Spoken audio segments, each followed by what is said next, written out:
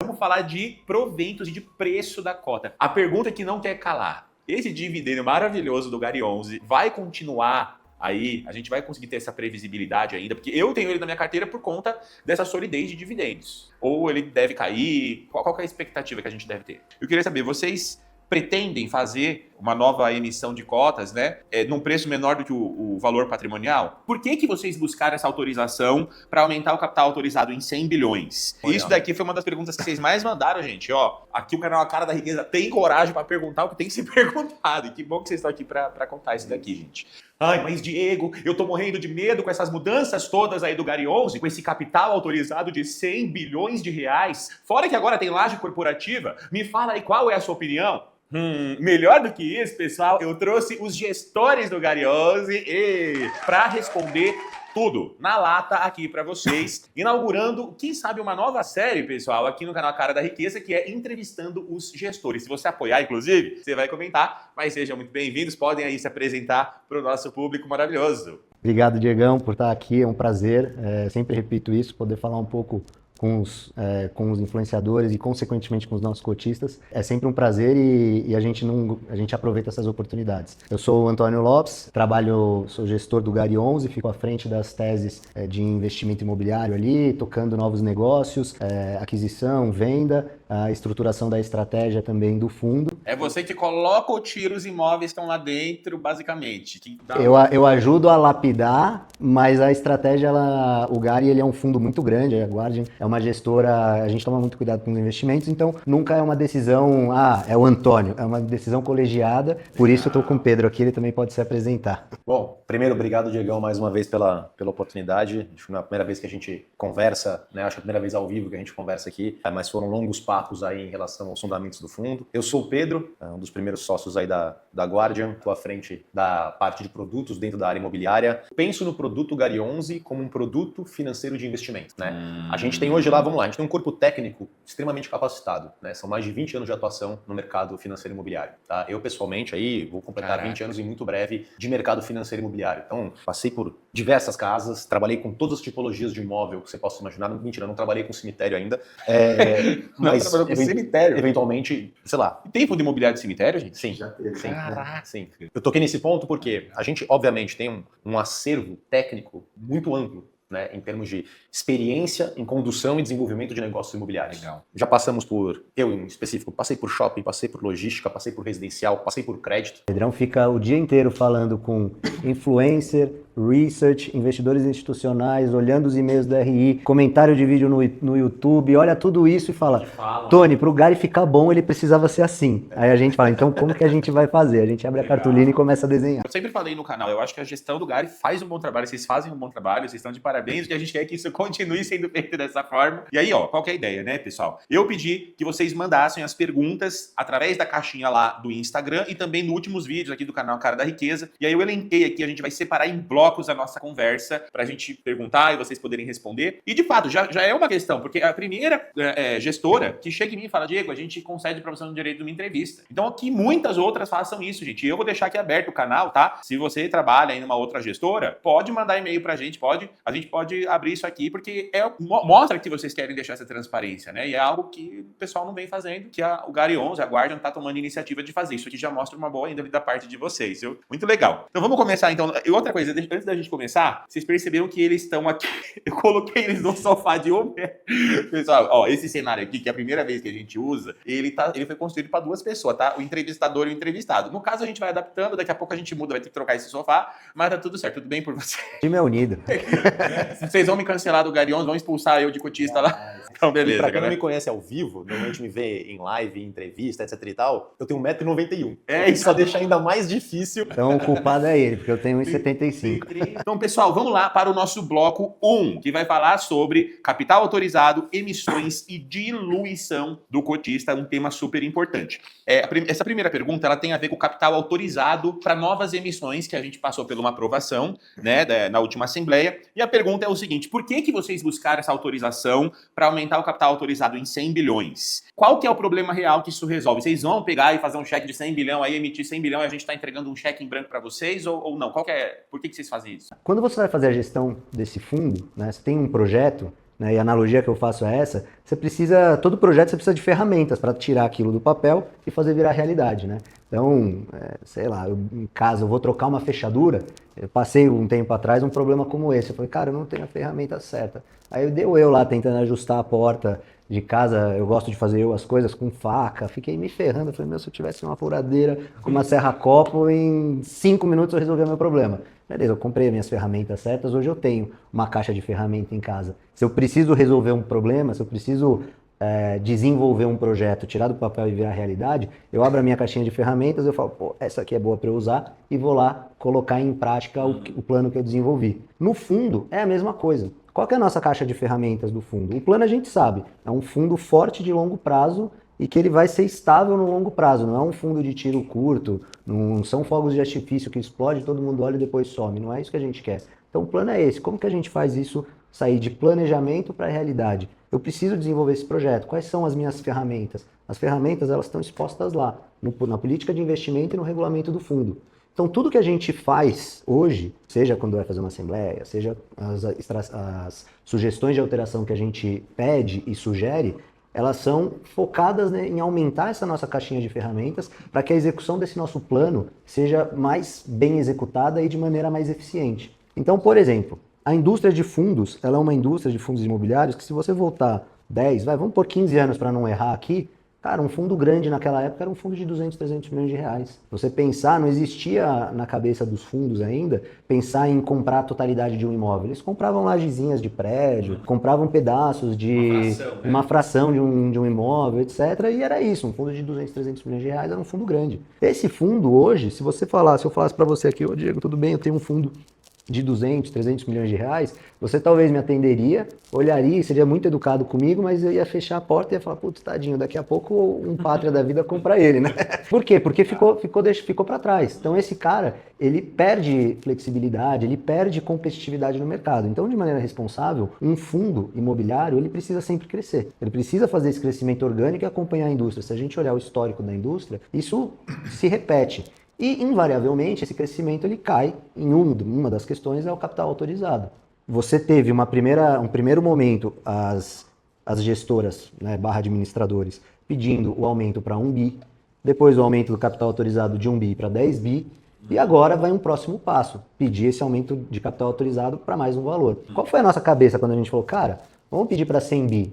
Sim, teve muito... Acho que foi até eu coloco meia-culpa aqui, que foi um erro meio nosso de olhar de maneira tão simplória e falar, cara, vamos tirar essa questão da frente? Desculpa te cortar, mas vocês poderiam ficar fazendo várias assembleias para ir aumentando o picado. Exato. Ou já pegar de uma vez, né? E esse foi o ponto, porque a gente poderia fazer, para que ficar fazendo várias coisas, e foi um pensamento bem pragmático, né? Algo que você sabe que você vai ter que sempre fazer, né? Então, quando a gente pensa em plano, e nisso o Pedro é um cara muito bom, assim, de pensar nos mínimos detalhes dos planos, e a gente olha as 90 opções, a gente fala, cara, se eu vou ter que nesse plano ficar fazendo isso aqui, depois aqui, faz uma vez só e resolve, né? Já aprova isso não é uma questão, a gente sabe que o crescimento é algo necessário, então faz uma vez só. Então foi meio que para simplificar essa questão, para fazer uma otimização de tempo, tem algum impeditivo, por exemplo, se não tiver X pessoas na votação, o negócio não passa? Tem algumas votações que alguns temas que você precisa de quórum qualificado. O quórum qualificado, ele é pelo menos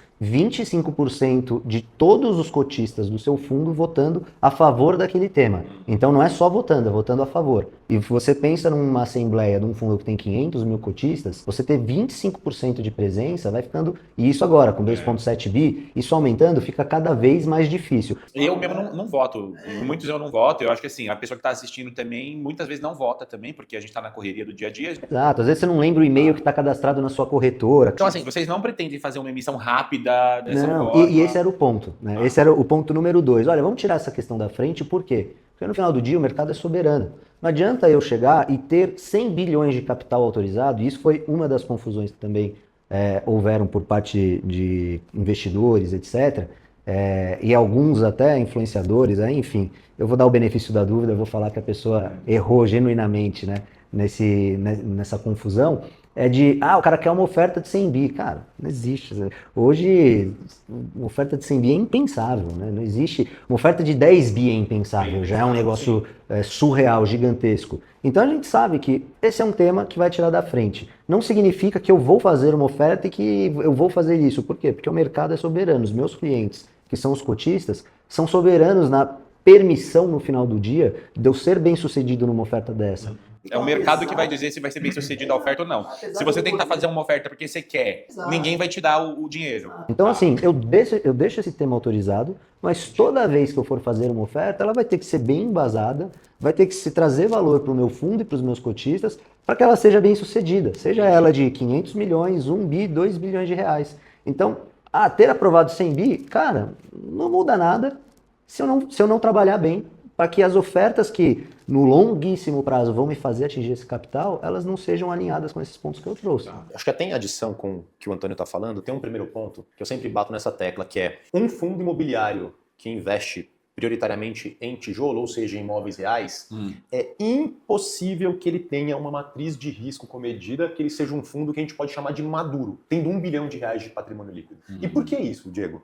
Quando eu comparo ele com um fundo de papel, um fundo de CRI, entendeu? Que tem uns monstros na indústria, ele tem exposição a CRIs e exposição à cota de outros fundos. O grau de pulverização que o gestor consegue alcançar comprando CRIs e comprando cota de outros fundos é muito grande. Com porque certeza. esse cara ele consegue se limitar e falar assim, eu não vou ter mais de 2% de exposição a uma mesma contraparte. Seja um risco de crédito, seja um gestor, seja da maneira como ele quiser. Agora, pensa eu tendo um fundo... Ele está sempre comprando frações das dívidas, dos CRIs, né? Dos CRIs, ou dos fundos, Tá. entendeu? Então ele consegue, ele monta uma carteira, você vê os gráficos de pizza, né, mostrando a exposição pro cara, é uma pizza... É 3% do colorida. patrimônio líquido ali no Pra cada máximo, um. né? Tá. E ele segue uma cartilha de diversificação. Agora você imagina o gestor de um fundo imobiliário que investe em galpões logísticos do padrão AAA, né, que é o melhor padrão de excelência em termos de galpões logísticos. Triple A, pessoal, aquele é o risco, né? Ou seja, é o bom pagador ou o mau pagador que tá ali, o inquilino que tá pagando o aluguel. Ou Tá também na qualidade do ativo. É um ativo que tem um perfil de pavimento, um ativo que tem um perfil de pé direito, de padrão de construção, De qualidade, de localização né? também. Legal. Então é o seguinte, você imagina se eu fosse pro o ativo mais precioso logístico que tem no Brasil. Vou pegar ali 2 exemplos assim, e não quero falando que esses são os 2 galpões logísticos mais preciosos do Brasil, mas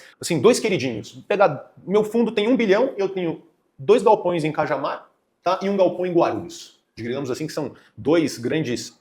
Cada um vai estar ali 300 milhões de reais, um imóvel. Um Você imóvel, vai ter 3. sou dono de 100%. Até porque você tem uma participação minoritária num imóvel, você não faz tanto gestão. Você tá de Entendi. passageiro da agonia. Porque o dono do imóvel, o cara que controla o imóvel, é ele que tem a governança sobre aquilo. Tá. Entendeu? Então, assim, se você pretende adotar uma gestão ativa sobre aquele imóvel, você precisa ter mais de 50% dele. E a gente tá falando de imóveis de 300. É diferente de um CRI que você pode ter 3% ali, você não precisa ser governante no CRI, né, na dívida. Agora, no imóvel, você quer ser o governante, você quer colocar ali as decisões que vai acontecer com o imóvel, porque isso faz parte da gestão, de como você vai rentabilizar aquilo, né? Exato, até porque quando você pensa em um CRI, o CRI, ele é um título de renda fixa, né, um investimento de renda fixa, e ele tem alguns documentos inerentes a ele. Então você tem um termo de securitização onde você tem todo o plano de regras. Putz, e se acontecer isso, o que vai acontecer? Assim, e se acontecer isso, o que vai acontecer? Quando você está pensando no imóvel, você teria que montar um acordo de cotistas entre o cara que tem X% do imóvel e você, e pensar em todas essas hipóteses previamente, porque senão você vai chegar uma hora que vai dar pau, né? Puta, eu quero ir pra lá, o cara quer ir pra lá, e a gente, como é que a gente chega no meio do caminho? Se ele tem 50% mais um, ele... Monta outro fundo imobiliário só para aquele imóvel, né? Virou. Entendeu? Então é o seguinte, você imagina que eu tenho esse exemplo de três imóveis, e aí um deles, tá, teve uma chuva muito grande na região da rodovia Anhanguera ali, e o talude, tá, O que é talude, para uma quem não... explicação, quando você pensa num galpão, quando você tá na estrada, você vê ele no alto, e aí você vê uma forma... Aquela rampa de grama, né? Uma rampa de grama ou de terra ainda. Tá. É quando você faz o nivelamento de um terreno, de um campo, para poder, assim, edificar, digamos, a gente chama de nave do galpão, tá, numa parte plana. Tá? Então, o talude é aquele morro que depois ele vai ganhar grama, etc e tal, que ele já está recortado para ter uma superfície plana. No mercado o pessoal chama de pudim. É a rampa do pudim. Você imagina se de repente numa chuva grande, num processo de erosão, estoura um talude daquele, o galpão metade vai para um buraco, etc. Pelo amor, você perdeu... 30% da receita do fundo. Ah, tem seguro? Tem seguro. Até a seguradora ir lá, laudar, para ver de quem foi a culpa, Nossa teve senhora. dolo, não teve. Aí você O Brasil imagina... já trocou de presidente, já não tá mais, ele que não tá mais 15, já voltou. Não, mas aí você imagina eu chegar aqui na frente dos cotistas e falar o seguinte, galera, segura a onda, vocês têm um pouquinho de paciência, a gente vai ficar 11 meses agora só com 60% de Pelo amor rendimento de que poderia Deus. ter, mas fiquem calmos que a gente promete que vai resolver. Cara, não tem como. Entendi. Então, Então você precisa ter diversificação, você não pode ter 3 imóveis, porém os imóveis são caros, você precisa ter ali 100% do teu imóvel, mais de 50% para ter uma governança. Entendi. Então vocês precisam, né, involuntariamente crescer o fundo para que eu tenha captar. pulverização, tanto em participação do imóvel, que um mesmo imóvel ele não se represente tanto dentro da receita global do fundo, e nem eventualmente um mesmo inquilino, Tá. entendeu? Então, assim, esse crescimento, ele precisa acontecer porque quando você vai disputar os ativos mais valiosos e seguros do mercado, você, obviamente, você tem que abrir o bolso, né? São ativos grandes, ativos robustos, ativos com inquilino assim, num padrão assado, etc e tal. Então, para que você seja competitivo e consiga montar uma tese de investimento que tem ativos de muita qualidade, cara, você, impreterivelmente, você precisa crescer. E o mercado de fundos imobiliários brasileiros, cara, como o Tony falou, assim, ele, obviamente, ele sofre muito com a volatilidade macroeconômica, principalmente porque existe uma correlação muito clara com a taxa de juros. Uhum. E a gente, assim, a gente fica muitas vezes num voo de galinha no Brasil, né? Abriu a janela, de repente a Selic baixou, os fundos imobiliários começam a apreciar, o IFIX vai lá, de repente essa farra acaba. Cara, vira de uma hora para outra um cenário completamente oposto, entendeu? Então, é uma indústria que ela nunca teve uma década para poder se desenvolver. São sempre períodos muito curtos, 2, São 3 janelinhas anos. de oportunidade, fresta de oportunidade aqui no Brasil, não é nem a janela inteira, né? Exato. Então, Ah. assim, é uma indústria que ainda vai se desenvolver muito, vai se desenvolver Esperamos, né? É o que a gente quer, né? Também. E assim, uma coisa que eu falo, né? O crescimento, por esse outros exemplos que o Pedro trouxe, ele é muito benéfico para a indústria e no final do dia para os cotistas. Porque assim, um dia a gente pode vir aqui só falar de tese de real estate, mas quando você começa a entrar na tese imobiliária, etc., nos doutorados que o pessoal traz e tal, você vai ver que o investimento imobiliário ele é um investimento cíclico, porque no mundo o mercado imobiliário ele corresponde a uma senoidal, né? Aquela cobrinha de sobe e desce, sobe e desce. E idealmente você deveria comprar na baixa e vender na alta, que é, no jargão popular, é comprar barato e vender caro, né? É muito simples assim, mas como que você, né? Como que você pega esse jargão popular e esse conhecimento que a princípio é simples e executa ele, né? Você precisa ter disponibilidade de capital num momento de baixa. O que é um momento de baixa? É um momento de crise, um momento de Selic alta, um momento que o capital não está lá. Você não vai conseguir fazer uma captação, provavelmente, porque o pessoal não está querendo renda variável, o pessoal está querendo segurança da renda fixa. Então, ou seja, no momento, é o que eu sempre falo pro pessoal, né? A reserva de oportunidade que a gente tem que ter na nossa carteira, para quando tudo estiver em crise eu ter dinheiro para comprar, vocês, gestores, vocês também têm que ficar pensando nessa reserva de Esse é o maior oportunidade. dilema que a gente vive. Porque janela de captação hoje, para o mercado que a gente está, que é um mercado em amadurecimento, ela normalmente acontece quando você está num momento ótimo econômico. E quando você está num momento econômico ótimo, o dono do imóvel também sabe disso. Então o imóvel que talvez antes ele estivesse disposto a parcelar, ele estivesse disposto a vender com desconto, num cap um pouquinho melhor do que a gente sempre viu, putz, agora ele volta 3 casas e fala, amigão, é à vista, cap de 7, e se você não quiser, tem o próximo ali que quer. Então, assim, o crescimento da indústria é bom também nesse sentido, porque te dá mais flexibilidade. Você com um fundo maior, sei lá, um fundo de novo exemplo, um fundo de 500 milhões de reais, ter 200 milhões em caixa, putz, quase 50% do fundo está em caixa. Pô, você é um fundo de imóvel, não é? Um fundo de 5 bilhões de reais, ter 400 milhões de reais em caixa, já é menos de 10%. Né? E 400 milhões de reais você consegue comprar muita coisa boa. Então, cara, você começa a ter essas flexibilidades. Quantos por cento é o colchão de reserva do Gary hoje em dia? Em relação ao patrimônio? Tá. Em relação ao patrimônio, tá perto de 30%. A gente fez basicamente, eu vou fazer um gancho, tem até uma outra coisa para complementar em relação ao que o Antônio estava falando sobre o capital autorizado ainda. Mas aqui, muito nesse aspecto da gente ouvir muito qual que é a percepção do investidor pessoa física em relação à tese do Gary. Diego, a gente passou 4 anos explicando via relatório e fazendo uma série de lives e conversando com researchers, com influenciadores e com canais, tentando mostrar qual que é a característica que existe no perfil de alavancagem que a gente tem no fundo. Sim, o fundo tem alavancagem. Alavancagem, pessoal, se você não lembra o que é quando o fundo imobiliário ele vai se endividar para comprar imóveis, entendeu? Então ele não vai pegar o dinheiro ali de uma emissão, ou seja, o dinheiro que os cotistas colocaram dentro do fundo no momento da captação. Ele vai criar uma dívida, ele vai geralmente ali comprar um CRI, né? Pegar dinheiro com um CRI para fazer isso. E aí ele vai ficar tendo que dever depois. É que nem os juros, que nem uma parcela de um financiamento que uma pessoa física vai fazer, né? Só para fazer uma analogia aqui. Exatamente. A grande diferença aqui é que eu comprei um imóvel que ele possui um contrato que ele é atípico. Por que ele é atípico? Porque ele tem regras que não seguem exatamente o que está na lei comum do inquilinato. Ou seja, ele tem um prazo mais dilatado, ele tem condições e responsabilidades para inquilino e para proprietário, tá? Que também não seguem efetivamente, tá? E o prazo médio dos contratos do Gari é 10 anos, né? Hoje, nesse exato momento, é de 10,5 para o portfólio inteiro. 10,5 Isso é prazo bastante médio coisa. ponderado pela Receita. Isso é muito bom, gente. É muita estabilidade. Então tem esse lado do Gari da estabilidade, né? Exato. E aí, o que acontece, Diego, esses contratos, cara, ele possui, obviamente, uma multa para um descumprimento. Então, o que seria um descumprimento? O inquilino um dia acordou e falou assim, ai, cansei desse lugar, vou sair daqui.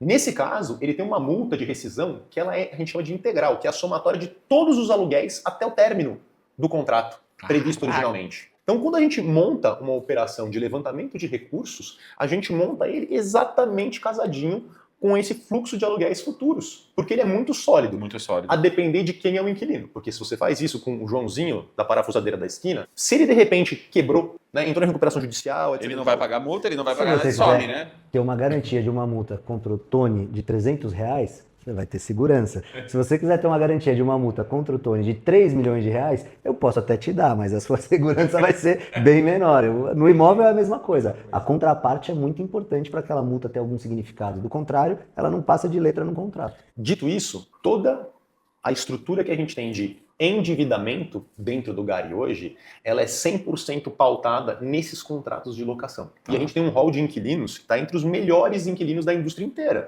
A gente tem uma concentração de inquilinos que são ou multinacionais, né, ou empresas de capital brasileiro, mas que tem um padrão de crédito excelente. A gente fala assim, a gente tem uma concentração de 80% dos inquilinos que tem um risco de crédito AAA, entendeu? Pelas agências de classificação de risco. E agora, nesse último relatório que saiu, quantos inquilinos foi? Foi para... A gente vai para 11 inquilinos agora, e contando, porque, enfim, a gente vai anunciar até o final de março a aquisição de mais 6 imóveis, que já estão engatilhados e estão em processo de final de diligência, etc. e tal. Então, ainda vai expandir ainda mais, né, a gama de inquilinos que a gente tem. Mas só para concluir, quando você me perguntou qual que é a reserva de segurança que a gente tem no Gari, a gente já faz bastante tempo que vem tentando mostrar para o investidor, tá, o quanto de zelo a gente tem em relação à alavancagem. A gente brinca que cachorro mordido por cobra tem medo de linguiça, e a gente sente muito isso, que uma série de exemplos ruins de alavancagem que a gente observou nos últimos tempos dentro do mercado de FIIs, deixou o investidor sequelado. Ele escuta a palavra alavancagem e ele já fica incomodado, ele não quer saber porque se existe um histórico, né, que traumatizou o investidor mesmo. Né? Exato, então... mas é super necessário separar o joio do trigo entre como funciona a estrutura dessas alavancagens, tá? E o nosso que a gente fala desde o princípio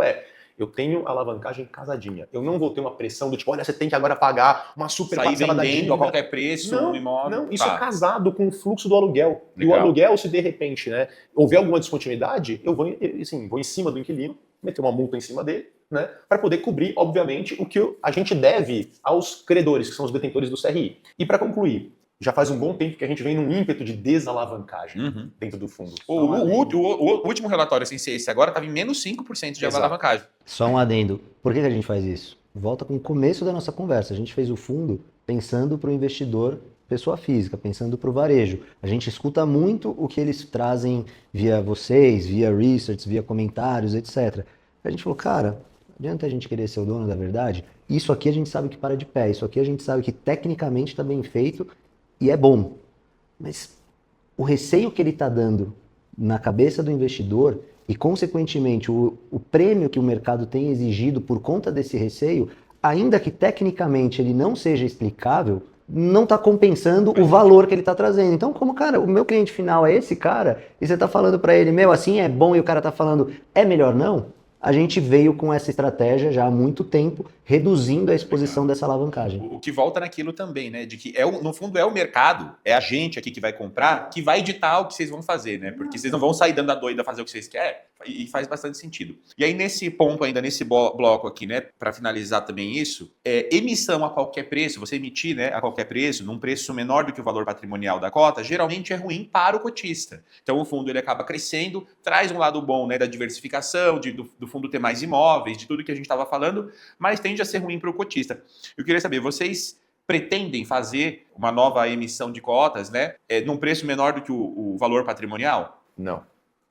E assim, as nossas últimas, todas as emissões, tá, de Gari, a gente sempre pautou e colocou exatamente no momento da emissão, dentro do valor patrimonial, Perfeito. Justamente para não ter qualquer ruído.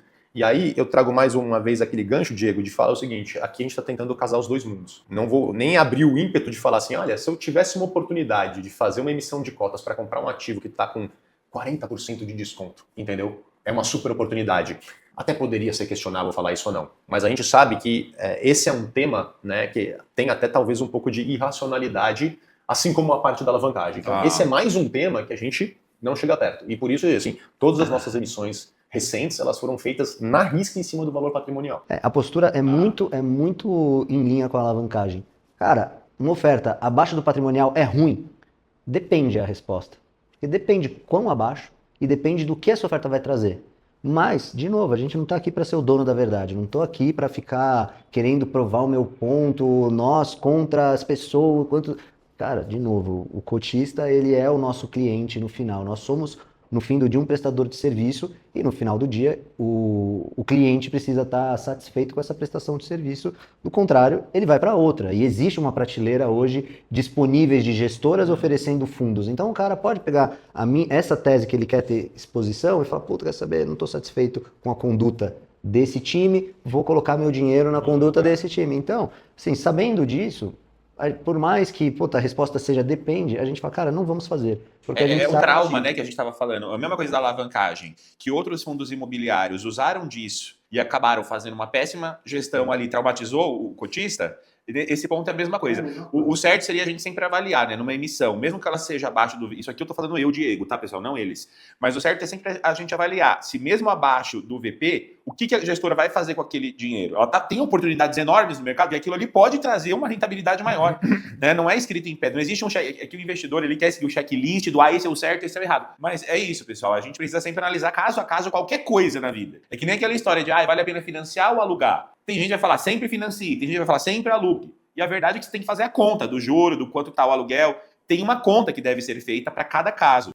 E no final do dia, essa questão que você trouxe da oferta, ela deveria ser um depende, né? Porque o mercado tem esse receio. Exato, sabendo que o mercado tem esse receio, a gente vai seguir a conduta. Não faremos oferta abaixo do valor patrimonial. Isso daqui foi uma das perguntas que vocês mais mandaram, gente. Ó, aqui o canal A Cara da Riqueza tem coragem para perguntar o que tem que ser perguntado. E que bom que vocês estão aqui para contar isso daqui, gente. Muito legal, acho que isso traz uma transparência muito legal para o público. Show de bola. Então vamos para o nosso bloco 2, que a gente já então arrematou esse tema. Eu, como cotista, eu vou falar que eu estou mais tranquilo em relação a isso. Eu também tive essa preocupação, né? Os 100 bilhões, isso assusta mesmo. Mas isso que... Digo, só uma coisa aqui, acho que passou em branco. Tá? No ato de apuração da Assembleia, mais uma vez, como o Tony falou, a gente tem um comprometimento com essa tese de investimento no longo e no longuíssimo prazo. Muitos dos movimentos, tá? Assim, não consigo trazer um movimento que tenha sido feito com foco no curto prazo. Né? Porque até a maneira como a gente estrutura as operações, seja de compra ou de venda dos ativos, tá sempre olhando um horizonte de 12, 24, 36, 48 meses, sei lá, 5 anos. Tá? Enfim, aqui, obviamente, não é diferente. A partir do momento que a gente viu o saculejo que gerou e a grande desinformação que gerou, tá, a questão da Assembleia pautada no capital autorizado, cara, a gente não podia imaginar que iria para esse lado. E aí, assim, a gente observou, como eu falei, a gente tem uma área de inteligência que monitora o que é a percepção do investidor sobre a tese do Gary. A gente se dedica muito em cima disso. De repente virou um escândalo. Meu Deus do céu, o fundo perdeu fundamentos, abre aspas. Fecha aspas. As capas do YouTube. E aí, Gary, vai explodir, Gary, não sei o quê. E, gente, pelo amor de Deus, né? O noivado acabou, né? A gente vem batendo nos últimos relatórios, o Gary, ele tá na melhor fotografia histórica dele, em termos de tamanho, em termos de pulverização de riscos, em termos de robustez de patrimônio, em termos de solidez de contratos, em termos de capacidade de geração de renda, em tudo. Em termos de geração de alfa, porque a gente reciclou um portfólio, trouxe novos imóveis. O que é geração de alfa? Geração de alfa é, vamos supor que eu tenha comprado um imóvel para renda e ele vai me pagar uma renda bastante previsível de 11% ao ano. Tá? Ele vai lá, todo ano ele paga 11% ao ano. Quando a gente fala de gerar alfa aqui, é você extrair algo mais fora dessa renda previsível de 11%. Tá? Como que eu faço isso? De repente eu posso fazer uma venda com um super lucro desse imóvel. Entendeu? Um super lucro. Recebo o dinheiro de volta, aloco em outra coisa, só que eu gerei um super lucro aqui. Ou o que eu posso fazer? Eu posso olhar para esse imóvel, é uma loja de supermercado. Nossa, mas é num bairro super adensado, cheio de prédios em São Paulo. E essa loja de supermercado, ela tem um terreno espetacular. Putz, não dá para fazer um prédio residencial em cima dessa loja? Porque você gera fluxo para a loja, entendeu? Ao mesmo tempo você vai vender para uma incorporadora, né, esse potencial construtivo de subir o prédio num terreno que, assim, ele é super óbvio para um desenvolvimento residencial. Né? Isso estava precificado e previsto naquela renda, né, Que legal. estável? Não estava. Então, Vocês você extraem mais suco do mesmo limão. É você Exato. extrair o potencial adicional dos Legal imóveis, isso. não só a renda. Enfim, a gente está sempre olhando no longo prazo. Então a gente viu assim, perda de fundamento, o fundo vai explodir, agora já era, etc e tal. E a gente viu que, obviamente, isso toma um calor. Né? A gente tem uma ferramenta que lê os comentários dos vídeos que soltam sobre o Gary, e a gente via, obviamente, assim, era uma gestão de ódio. Não vou tirar meu dinheiro, não sei o quê, o fundo acabou para mim, não sei o quê. Assim, o que aconteceu? Exatamente o contrário. Não tem qualquer perda de fundamento. Qualquer perda de fundamento. Obviamente, fazendo uma leitura do pânico que se criou em cima do fundo, a gente não tem por que não voltar atrás. Então, no ato de apuração da Assembleia, o documento que a gente publicou, mostrando quais foram os percentuais, e esse aqui é muito relevante, a gente teve, cara, 40% de atendimento dessa Assembleia. Uhum. Então, a gente está batendo 460 mil cotistas dentro do GAR. Tá? A gente teve 40% de capital votante lá dentro e todas as pautas aprovadas. E mesmo aprovado, cara, a gente, por espontânea vontade na gestora... Não queremos esse alarde, não queremos gerar mal entendimento. Exato, e a gente se comprometeu, tá? Olha, o capital aprovado de 100 bilhões está lá, está aprovado, está no regulamento lá. No entanto, a gente, por meio de um documento oficial, a gente se prontificou a utilizar esse capital autorizado somente até 20 bilhões de reais. Se em algum momento a gente tiver na iminência de fazer uma oferta que vá ultrapassar esse capital autorizado, a gente vai reconvocar uma assembleia e vai deixar para os cotistas deliberarem se, enfim, faz sentido aumentar o fundo. E isso vai ser por longo prazo, né? Vocês não vão fazer uma emissão provavelmente rápida, né? Gente, até porque não. esse capital todo, né, acho que nem existe dessa forma. Volta naquele ponto que a gente falou, o mercado é soberano. Eu vou conseguir fazer o que o mercado permite e o que é interessante para o Gary, né? Não nessa ordem, na verdade. O que é interessante para o Gary e o que o mercado permite. Eu estou reforçando esse ponto porque houve muito pouca reverberação, tá? Em relação à postura da gestora no documento onde tinha a apuração final dos votos da Assembleia, essa manifestação de, né, limitação do capital autorizado. Então, Show de eu bola. queria deixar bem claro aqui que, enfim, já estava aprovado e a gente foi lá e falou assim, gente, não tem o porquê de gerar um estresse nisso num momento tão bom, tá, de fotografia do fundo como a gente está vivendo agora. Show de bola. Vamos passar então para o nosso próximo bloco, que eu tenho uma pergunta aqui que é sobre conflito de interesse, que foi um outro ponto também da votação, que gerou também um burburinho, né? As pessoas ficaram preocupadas. Então a nossa pergunta é o seguinte, eu queria que vocês explicassem, como se tivesse uma pessoa de 12 anos assistindo vocês agora, o que exatamente vocês passam a poder fazer com essa autorização de conflito de interesse e por que isso seria positivo para o cotista? Só um adendo, você perguntou, vou explicar para uma criança de 12 anos, sabe como a gente explicaria? Como? O que a gente faz agora, que a gente não fazia antes? Nada. Porque isso já foi aprovado anteriormente, esse é o modus operandi que a gente sempre atuou, tá? E aí o Pedro vai entrar em detalhes nisso, mas... E eu sempre falo, cara, não adianta eu vir aqui e falar, galera, confia em mim, eu não vou fazer nada de errado. Eu vou sempre falar isso porque é como eu trabalho, né? Como o Pedro trabalha, é como a gente trabalha. Porque, enfim, além do certo, né, da questão moral, que você tem que trabalhar para fazer o correto porque é uma obrigação, você também existe uma preocupação fiduciária nossa com os nossos cotistas, porque no final do dia, cara, a gente sabe quão difícil é ganhar dinheiro no Brasil. Então, cara, se ainda... A gente sabe que a camada da sociedade brasileira que consegue separar um pouquinho do dinheiro dele, que normalmente já tem imposto pra caramba, já tem, o cara tem que pagar 2 vezes educação, o cara tem que pagar 2 vezes segurança, enfim, o cara ainda conseguiu, depois de vencer todas essas barreiras, separar uma grana e falar, puta, agora eu vou guardar, porque eu tenho um sonho de comprar uma casa, porque eu quero deixar isso aqui pro meu filho e minha filha. Pô, a gente tem uma preocupação muito grande, né, e uma honra de falar, pô, tem uma galera... 460, quase 500 mil pessoas que confiaram, né?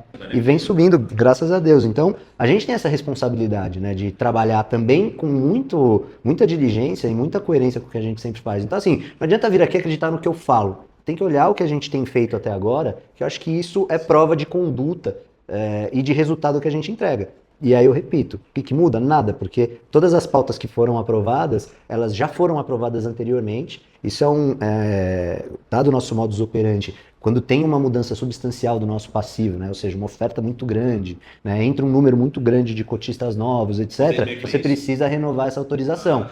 Então, a gente foi uma mera renovação. O que acontece? E que mostrou mais transparência de vocês aí. Gente, E até vou trazer agora, vou fazer um gancho com 2 coisas, até uma que o Tony já falou. vocês poderiam não pedir essa autorização de novo? Ou também a CVM ela cria essa regra que você tem que pedir de tempos em tempos. O que acontece toda vez que houver uma mudança significativa, e quando você fala significativa, ela pode ser quantitativa, ou seja, um aumento muito grande da base, tá? De cotistas. Ou qualitativa. quando você rebalanceia, olha, antes os cotistas tipo A, eles equivaliam a tantos por cento do total de cotas e agora eles representam menos ou mais, tá? Então, toda vez que você houver um quadro societário, né, de cotistas, quando você pensa assim, que ele sofreu algum tipo de alteração, você precisa renovar essa questão. E o que acontece aqui, Diego, o GARI, vamos lá, o Tony falou da questão das caixas de ferramenta. Tá? Da caixa de ferramentas. A gente adota algumas ferramentas como estratégia de gestão que são muito claras. E a gente, obviamente, traz transparência em relação a isso. Né? O fato da gente colocar e fazer investimentos indiretos em imóveis, e o que é isso? O GARI está aqui, os cotistas estão em cima do GARI, e o GARI não tem um imóvel direto debaixo dele. Eu monto um fundo do zero, tá? Que não tem nada nele, eu injeto o dinheiro do GARI e por meio deste fundo eu compro os imóveis. Tá? E por que a gente faz isso? Tem uma série de benefícios estratégicos e de flexibilidade de gestão para a gente. Então, a gente tomou essa frente ali na virada de 2023 para 2024 e desde lá a gente valida essa questão do conflito de interesse, tá? Pautada nessa estrutura do nosso Então, ecossistema. dentro do GARI tem alguns fundos que são os donos dos imóveis e o GARI é dono desses fundos. 100%. Então, o GARI ele tem esse ecossistema, tá? Isso não é uma novidade para ninguém. A gente, desde o momento em que começou a atuar dessa maneira, a gente coloca de uma maneira bastante detalhada nos relatórios. O GARI teve um momento que ele deixou de ter 100% de alguns desses fundos embaixo, ou seja, ele vendeu para um outro investidor, e nessa última emissão de cotas a gente recomprou, ou seja, o GARI é dono de 100% de todos esses fundos. Exemplo, a gente tem um fundo que chama Artemis 22, ele tem os imóveis de GPA e do Grupo Mateus. A gente tem um outro fundo que chama Annecy 59, ele tem todos os imóveis do Grupo Carrefour lá embaixo. Mais recentemente, a gente anunciou algumas aquisições, tá? Eu trouxe agora o imóvel que é a sede do Grupo MRV, né, lá em Belo Horizonte. A gente colocou ele num fundo específico. E a partir dali agora, a gente vai manter novos investimentos. Por exemplo, trouxemos o Parque Logístico de Confins, ali da região metropolitana de Belo Horizonte também, um galpão espetacular. A gente não colocou ele direto no GARI. A gente colocou ele debaixo de um fundo que chama Guardian Prime Log, que o GARI é o dono de 100%. A gente está até vislumbrando a possibilidade agora de mudar o nome de todos esses fundos para GARI Logística. GARI para mostrar que tudo é do GARI. Tá. Entendeu? Pera, uma dúvida que vai surgir na cabeça do cotista, e eu também sou cotista, eu fiquei com essa dúvida. A gente paga alguma bitributação por esse fundo? Existe duas vezes a administração, taxa de administração ou não? O que acontece a gente tem custos fixos, que eu tenho pautado de auditoria, que é o custo de governança de um fundo. Tá? Mas é fundamental dizer, inclusive, enfim, desde o primeiro momento que houve esse desenho de estrutura, a gente sempre deixou bem claro que não existe cobrança dupla de taxa de gestão. Não existe. A cobrança acontece no âmbito do GARI. Não existe taxa de gestão nesses fundos de baixo.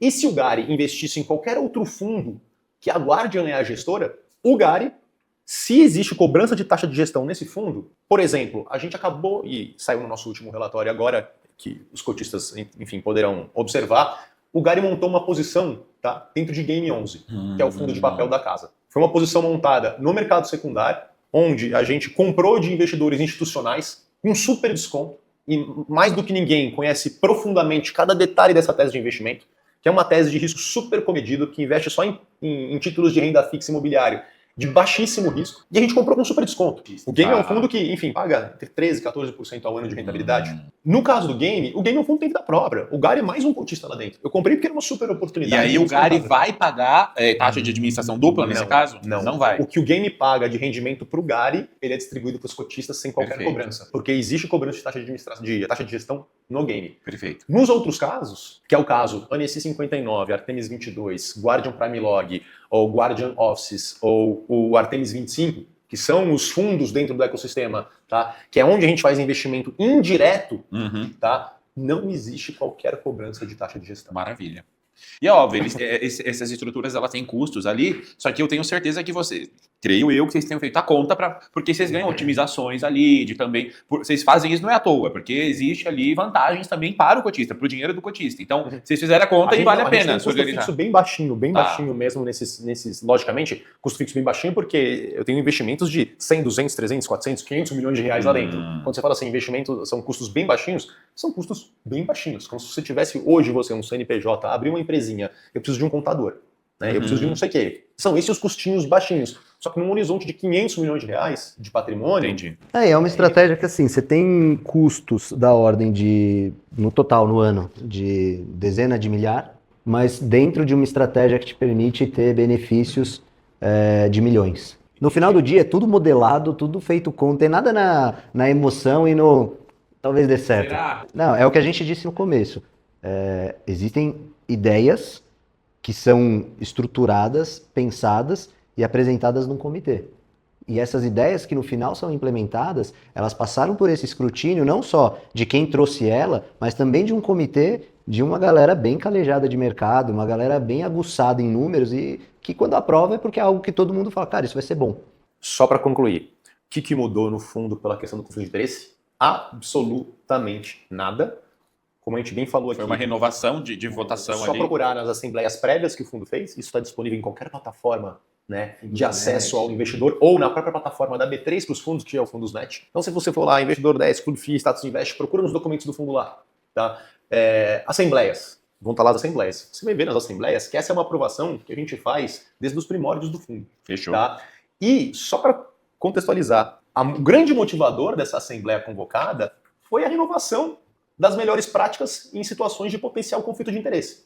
Mais uma vez, o regulador, CVM, etc e tal, eles trazem as melhores práticas quando a gente está falando de situações de potencial conflito de interesse. Então a gente seguiu à risca, trouxe a assembleia e já que faríamos uma assembleia é que a gente falou, vamos trazer duas atualizações de ferramentas, uma é dilatação do capital autorizado e a outra a recompra de cotas. Então o grande motivador da assembleia foi a questão da renovação do contexto, do modo operandi de conflito de interesse, porque é algo que a gente já trabalha o fundo assim desde os primórdios.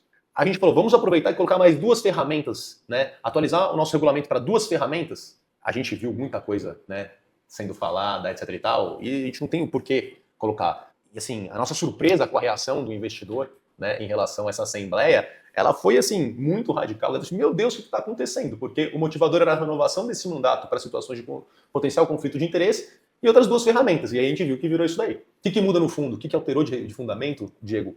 Nada. Continuamos na mesma tecla que estamos na melhor fotografia que o Gary já teve na história dele. E que bom que você falou desse ponto da recompra de ações, porque ele é o tema do nosso próximo, uma pergunta que tem a ver com isso. Então, quando que a recompra de ações, a recompra de cotas, né, ela faz sentido dentro do Gary 11? E qual que é o limite que vocês consideram saudáveis para esse tipo de operação?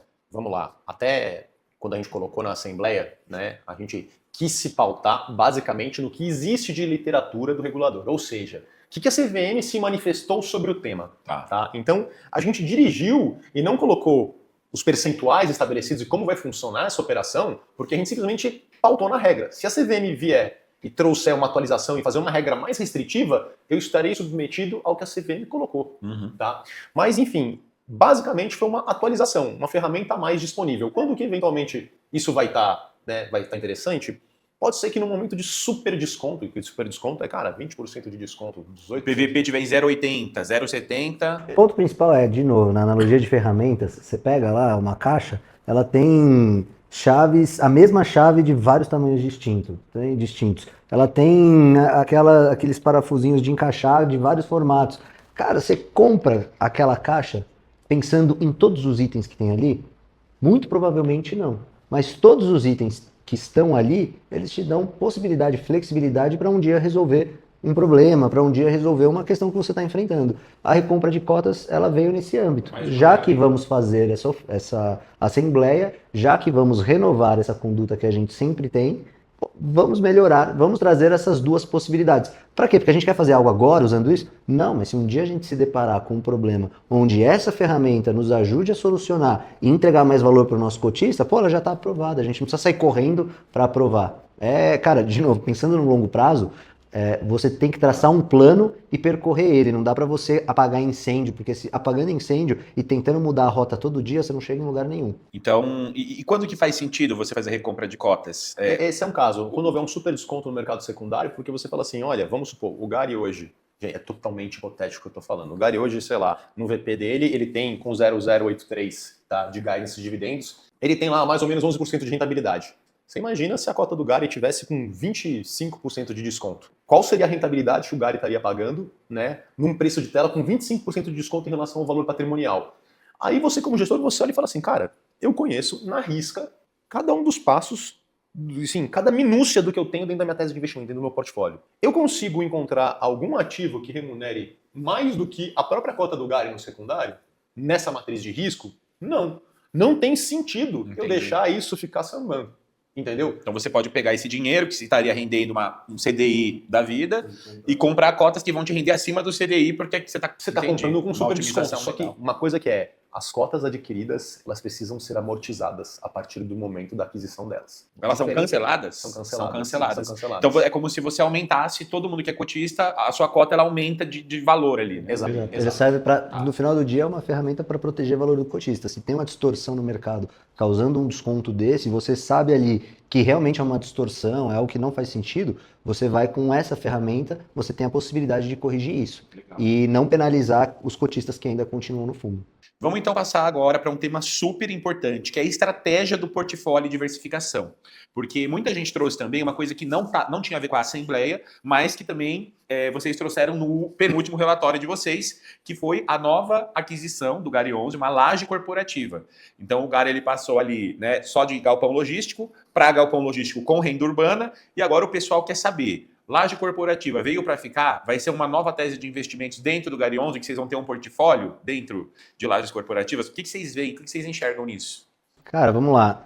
A estratégia do Gari e toda a conduta da gestão do Gari, ela é uma conduta bem pragmática. Então, dificilmente a gente faz movimentos ou vai fazer movimentos, nossa, agora mudou tudo. Muito pelo contrário. Então, se você analisar, entrou laje, por essa ótica parece uma grande mudança. Mas agora vamos para a próxima página, né? Para o layer 2 dessa análise. Uma grande empresa, ou seja, um inquilino forte, um contrato de longuíssimo prazo, são 15 anos, atípico. Opa, peraí, grande empresa, contrato longo prazo atípico, eu já ouvi isso em algum lugar. É a tese do Gari de sempre.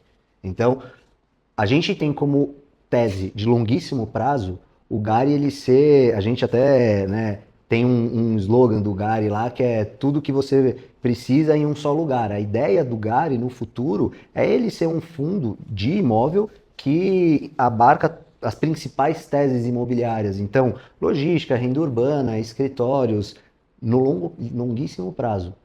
Nesse sentido, tem espaço para no futuro a gente ter mais exposição. Mas hoje, e esses movimentos todos são feitos de maneira muito leve. Então, por exemplo, quando o Galg virou Gari, adicionando a essa tese, a tese de renda urbana, também foi com contratos de longuíssimo prazo, inquilinos de bom crédito e com contratos atípicos. Então, ele manteve a tese se expondo a um novo setor. É a mesma coisa de office.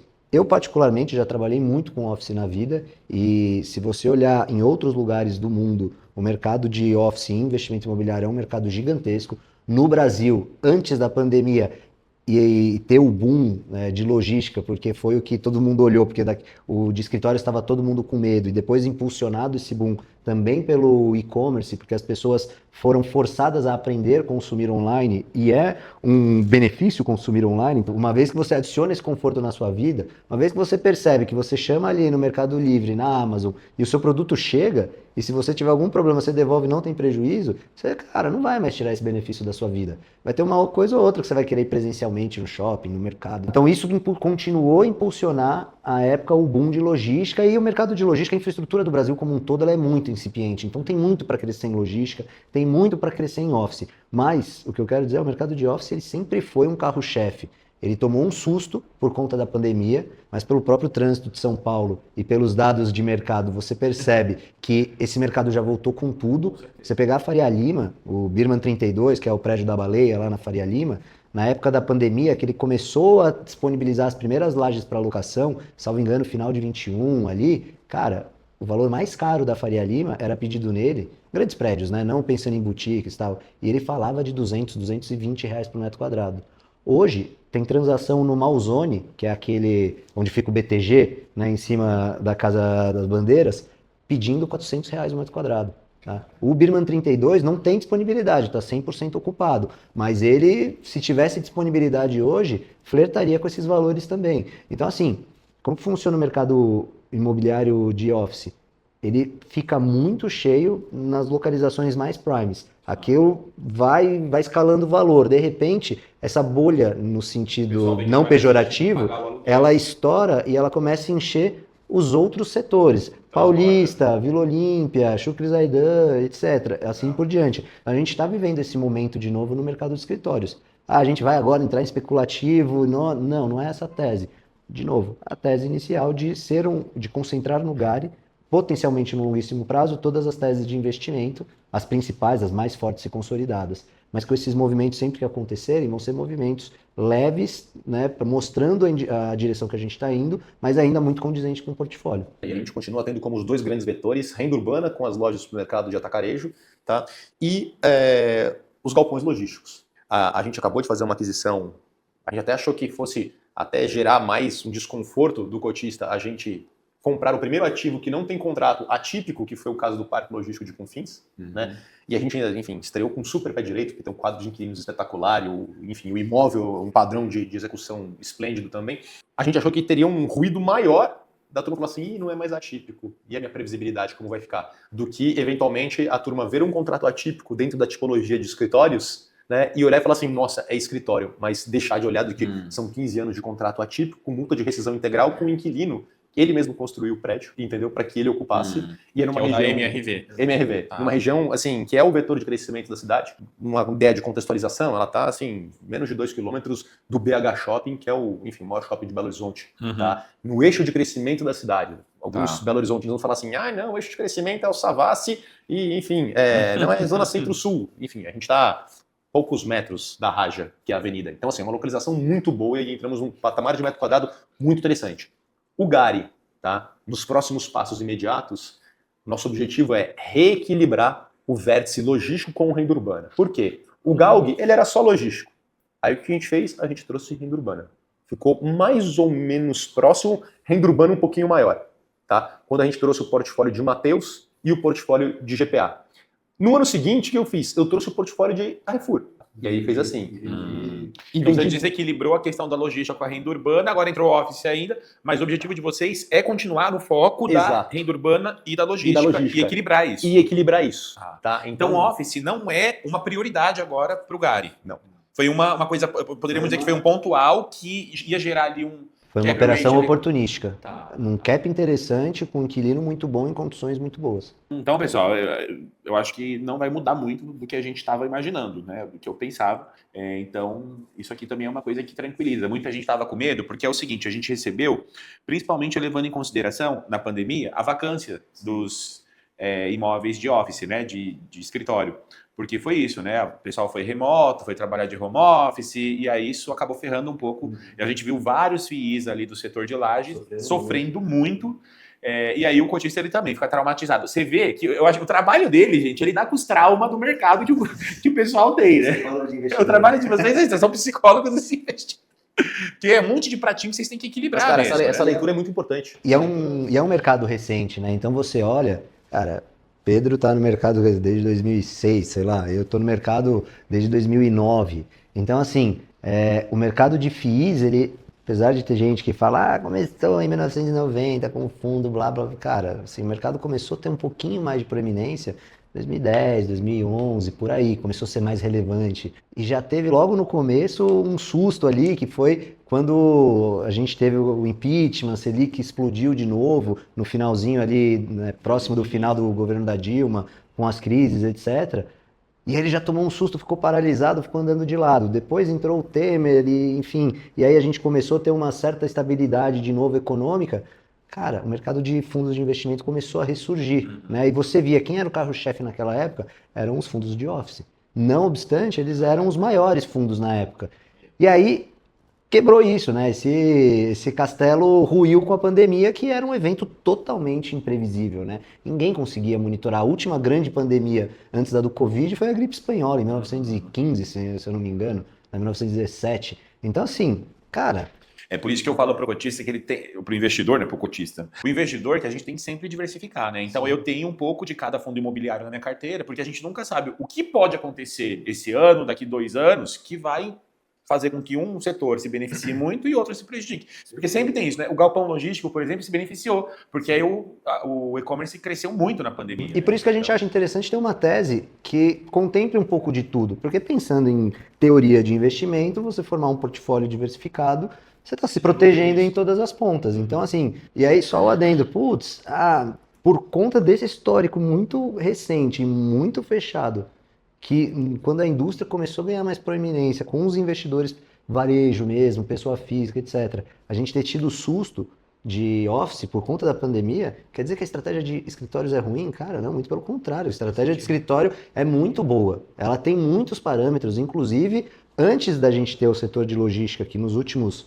5, 6 anos, vamos falar assim, ele cresceu de maneira mais parruda, cara, a gente tinha muito mais informação e parâmetro de mercado de escritórios do que de logística. Hoje a gente já tem, né, um parâmetro uma base de dados muito boa de logística, mas com certeza é um mercado que vai retomar sua proeminência, vai retomar também sua posição. É uma tese interessante. A gente vai entrar nisso agora? Não. A gente achou uma oportunidade muito interessante, numa rentabilidade boa, com inquilino e contratos muito bons. A gente aproveitou ela. Nossa função é entregar valor para o cotista. Essa tese mostrou que entregaria e eu tenho certeza que ela vai se provar por si só. Mas a gente vai continuar. O foco de 2026 e de longo prazo do GARI é manutenção. Então, a gente vai buscar esse reequilíbrio renda urbana logística. A gente já vai entrar daqui a pouquinho no bloco de proventos, dividendos e o preço, que vai ser o nosso último bloco, mas só uma pergunta que tem a ver com isso. Se vocês pretendem realizar novas ofertas, novas compras de imóveis, utilizando a troca por cotas do GARI 11, né? Aquele negócio ali de integralização de cotas e tudo mais. Por que eu estou falando que tem a ver com o preço? Porque a gente sabe que quando um institucional muito grande, né, uma empresa, enfim, vende o imóvel dela em troca de cotas, ela vai eventualmente se desfazendo, ela vai vendendo as cotas dela no mercado e isso pressiona o preço da cota para baixo. E eu acredito que seja por isso que hoje a gente vê o preço do GARI ali bem abaixo do que deveria também, né? Vocês vão fazer isso novamente? Se sim, qual que é a estratégia? Por que isso é bom? Acho que o primeiro momento é o mecanismo, tá, de você ter a prerrogativa de comprar um imóvel e ter parte do pagamento em cotas, ele é extremamente positivo. Extremamente positivo. Por quê? A gente acabou de falar, o grande dilema do gestor é, quando você tem imóveis bons a preços bons, você não tem dinheiro para comprar. Por quê? São os momentos que o dinheiro está escasso no mercado. E a gente acabou de falar sobre a correlação que existe entre a taxa de juros, né, e a prerrogativa que você tem de captar dinheiro no mercado. Então, quando você está num momento de taxa de juros, a Selic, muito alta, tá, ou a curva de juros de longo prazo, tá, muito alta, dificilmente você vai ter um ângulo de ir a mercado e captar dinheiro junto ao investidor. Porque o investidor, ele tá assim, ele tem milhares de alternativas. Fala assim, pô, tô no meu CDB lá do banco, liquidez diária, rendendo 15% ao ano, pra que eu vou me meter a pegar fundo imobiliário? Tem uns que são arriscados. Tome cuidado, mas deixa quieto isso daí, porque não... Mas enfim. Mas é um raciocínio natural que aconteça. Não só seja o CDB do banco, foi um exemplo que foi utilizado, mas outros títulos de renda fixa. Se você mesmo falou assim, olha, no momento da Selic, assim, o investidor foge um pouco de renda variável, vai para a segurança da renda fixa, e no final do dia, o fundo imobiliário listado em bolsa, ele é um ativo de renda variável, porque ele se submete a isso. Então, o que acontece? De repente, surge um ambiente um pouco mais propício a captar recursos, onde você consegue apresentar para o investidor uma proposta de valor e ele topa e entra na sua oferta. Tá? Você faz uma emissão de cotas e ele põe um dinheiro novo. Tá? Você recebe dinheiro novo e você vai atrás de imóvel. Se você e a torcida do Corinthians e do Flamengo inteira fazendo movimento em conjunto, o que vai acontecer? Vai todo mundo em cima dos primeiros dos imóveis, o preço sobe, a rentabilidade do imóvel que você está comprando cai. Faz sentido. Você vai pagar mais caro. Então é o seguinte, é um eterno dilema que a gente tem aqui, porque quando você tem uma escassez de recursos novos sendo injetados na indústria de fundos imobiliários, os vendedores tradicionais de imóvel perdem um grande comprador. Tá? E o cara que precisa vender, ele fala assim, eu preciso vender. E aí não tem ninguém para comprar. Como é que a gente faz? Então é uma ferramenta, mais essa questão de você usar cotas. E isso ajuda a gente a atenuar um pouco esse descasamento de que quando tem boa oportunidade de negócio, eu não tenho dinheiro. E aí eu fico vendo lá, putz grilo, olha esse... Passou, né, galera? Passou, olha esse shopping maravilhoso, num cap de numa rentabilidade de 2 dígitos. Nossa, olha só aquele galpão, meu Deus, com parcelamento e numa super rentabilidade. Nossa, se eu tivesse esse Você vai na churrascaria tomando monjaro. Você fica ali, cara, e não consegue. Então, assim, você conseguir olhar, tá, e falar assim, olha, tem uma super oportunidade, é um ativo muito bom e eu não vou consumir meu caixa. Tá? Principalmente no GARI, como a gente já falou aqui, a gente tem a questão das nossas disponibilidades, né? Como uma maneira de mostrar para o investidor o quanto de zelo a gente tem em relação à alavancagem. Eu não vou consumir esse caixa para aproveitar aquela boa oportunidade, porque se o varejo fizer uma leitura errada sobre isso, o meu preço vai cair. Vai cair. Entendeu? Entendi. Então, nesse aspecto, cara, a gente trouxe agora 1,3 bilhões de reais. Foi a maior oferta da história do Gari. 100% dos ativos que a gente trouxe, 100% dos ativos que a gente trouxe num patamar de rentabilidade superior ao que o fundo paga para os cotistas. Se existe crescimento com qualidade, Caraca. é isso.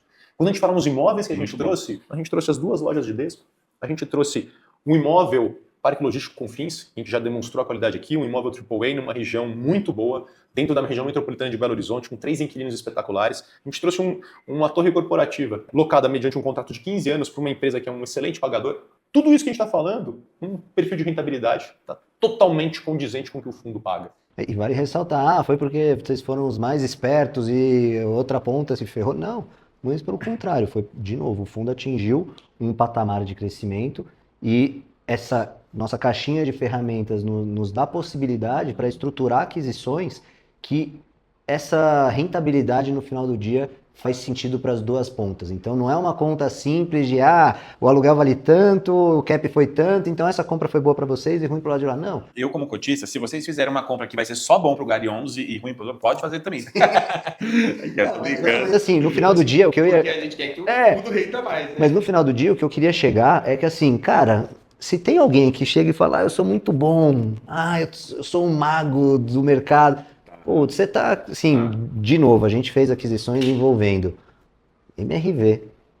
Um cara que constrói uma empresa do tamanho da MRV, ele é um cara que entende muito de mercado, entende muito de negócio, entende muito de investimento. Então, assim, putz, é muita prepotência da minha parte achar que eu, por mais que eu tenha uma experiência que vou conseguir fazer um negócio que, nossa, foi só bom pra gente, só bom pro Gari, né? Do mesmo lado, as outras contrapartes que fizeram os outros negócios, todos são contrapartes, assim, muito boas. Todos os vendedores eram caras em empresas com, assim, um histórico institucional, um gabarito muito alto, muito bem assessorada. Então, fez sentido a operação para os dois lados, só por isso eles fizeram. E eu volto a dizer, né, se alguém fica falando quão bom ele é, você desconfia, porque, de novo, o que mostra que alguém faz bem ou não uma coisa são os resultados dela, que não garante o futuro, mas os resultados mostram pelo menos o que aquela pessoa faz, ela não precisa ficar se vendendo. E aí, Diego, vamos lá. O Gari voltará a fazer negócios em cotas? Sim, ele voltará. Sim, ele voltará. No entanto, até para o investidor que está nos ouvindo aqui, para que ele tenha uma noção, a gente analisou um pipeline de mais ou menos uns 5 bilhões de reais.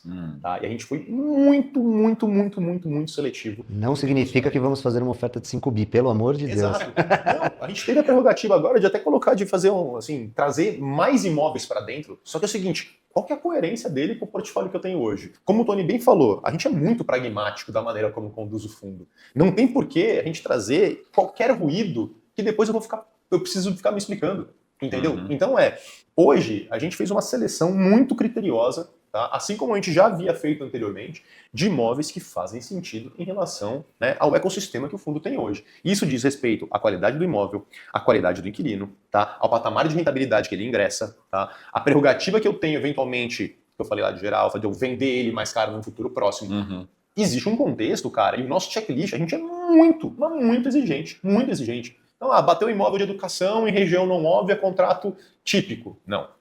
Loja de supermercado, região não óbvia, contrato típico. Não. Prédio corporativo de escritórios em São Paulo com 10% de vacância, 20% de vacância. Não. Hospital. Não. São negócios ruins? Não necessariamente. Não são condizentes com a tese de investimento do lugar hoje. Não é porque lá atrás, agora, na Assembleia, houve a solicitação de um capital autorizado que vai acontecer isso? Não, não é. Não é por causa disso que vamos fazer uma oferta de 5 mil. Não vamos. Não vamos. Tá? Nesse exato momento, a gente está concentrado em reequilibrar a renda urbana e logística, tá? E dar um jeito de estocar uma boa safra de imóveis enquanto os preços estão acessíveis agora.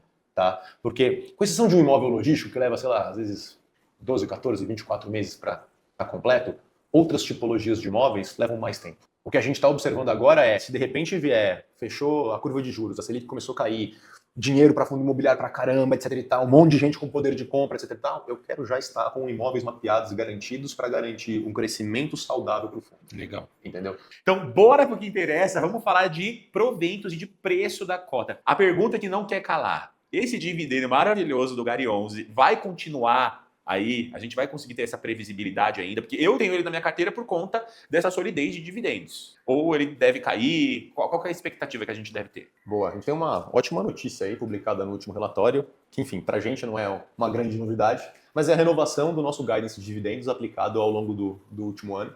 Lembrando que o único momento que o Gary teve um dividendo acima disso foi naquele final de 2024, né? A gente passou um ano com quase 700 milhões de reais de caixa e o fundo tinha, sei lá, 1 bilhão e 100, 1 bilhão e 200 de patrimônio, né? Então a gente tinha uma liquidez muito grande numa taxa de juros super alta, a gente foi obrigado, tá, a aumentar o dividendo por um trimestre, senão seria obrigado a dar um grande dividendão lá em dezembro.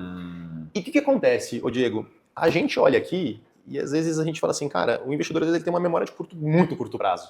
Lá em 2020, na virada de 2024 para 2025, tá, eu tive que aumentar por um trimestre, por uma questão totalmente pontual do dividendo, porque a gente já faz uma estrutura matemática dentro do fundo, de modo que eu consiga manter sempre essa previsibilidade, essa linearidade no longo prazo. Que no histórico é uma linha reta, e aí tem um período que subiu um pouquinho, e aí depois voltou para o patamar que... E, da mesma maneira como a GE trouxe muito ruído e desinformação, lá em 2024, o que aconteceu? Para não gerar um solavanco em um momento, que é dar aquele dividendão no final do ano de dezembro, né? Explosivo, e aí o investidor que está entrando, ou o investidor desavisado, ou o investidor que olha muito dividendo só de um mês e projeta isso como se fosse para sempre, isso gera uma distorção, né? É uma distorção de grande. mercado. E tem investidor, gente, eu falo, você nunca vai pelo dividend yield de um FII, né? O dividend yield não quer dizer nada sobre a qualidade de um fundo imobiliário, né? Exato. A gente olha o histórico. Eu prefiro olhar o histórico do que olhar, nossa, o dividend yield pontual ali e falar o melhor FII do mundo. Não é assim que funciona. E aí, lá atrás, cara, quando a gente chegou, venceu o trimestre, né, encerrou o ano, a gente aumentou um pouquinho o guidance justamente naquele momento, porque eu seria obrigado, para não ter que fazer em dezembro um único dividendão, eu diluí o efeito de dezembro em 3 meses. Quando chegou em janeiro e, enfim, a gente consumiu o caixa para comprar imóveis, em janeiro, obviamente, eu não tinha capacidade de pagar exatamente aquela banda instalada. E aí a gente voltou para o que era o normal do fundo, que era o 0,8, tá? Aqui o 0,83. E, cara, a quantidade de desinformação que a gente viu em vídeo. Nossa senhora, o e-mail do RI explodiu. Caramba. Meu dividendo, cadê meu dividendo? Bandido, não sei o que. Assim, que isso? Cara, não, eu só tô voltando pro patamar normal. E a gente tentou explicar isso por diversas vezes, cara. E digo mais, assim, eu sou repetitivo porque eu acho que eu trabalho há muito tempo no Gari já, porque o Gari é um fundo repetitivo porque ele é estável, né? Então todo mês acontece a mesma coisa praticamente porque os contratos são estáveis, os inquilinos são estáveis e como a gente já disse aqui, a gente tem uma média de receita ponderado o prazo médio dos contratos ponderado pela receita deles de 10 anos. Ou seja, você tende a ter 10 anos aqui dessas receitas ali, do jeito que elas estão contratadas, né? Óbvio, o fundo cresce, outras coisas podem acontecer, mas o Gari é muito previsível. E a gente, de novo, vou falar o que eu disse no começo da conversa, a gente foca no longuíssimo prazo. Focando no longo prazo, pensando em previsibilidade, a gente não quer... Cara, se você é um cotista que vai vir aqui comprar a cota, porque o dividendo agora deu essa estalada, eu tenho a chance de subir 2% e vender essa cota, cara, com todo respeito, a gente não quer você. A gente não quer esse cara que fica especulando no fundo, porque esse cara é ruim para a maior parte dos cotistas do fundo que não trabalham com especulação. Trabalha com o que vocês ensinam muito, que é a multiplicação dos dividendos. E vai reinvestindo, que essa é a mágica que faz o juros composto acontecer e teu patrimônio crescer. Dito isso, a gente é muito pragmático na manutenção de dividendos, de tal sorte a evitar distorções, para que a gente não tenha essa especulação por conta de dividendos. Por isso a gente já traz para 2026 esse guidance de 0083, que é um guidance bem competitivo frente à foto do Gari, com desalavancado, com inquilinos do gabarito que eles têm. O risco e o retorno são coisas que andam de mão dada. Geralmente quando o risco aumenta, o retorno abaixa. E aqui no Gari a gente vê isso, né? Não, porque para um FII de tijolo, 11%, é um patamar interessantíssimo, né? Quando a gente olha para a concorrência, aí a gente vê geralmente eles pagando menos do que isso, né? Com o mesmo tamanho do Gari, às vezes não tem contrato atípico como o Gari tem. E eu tô falando aqui bem quando a gente olha ali, faz um quadro ali, um comparativo, né? Dos FIIs disponíveis mesmo. A gente no relatório tenta trazer um pouco essa visão.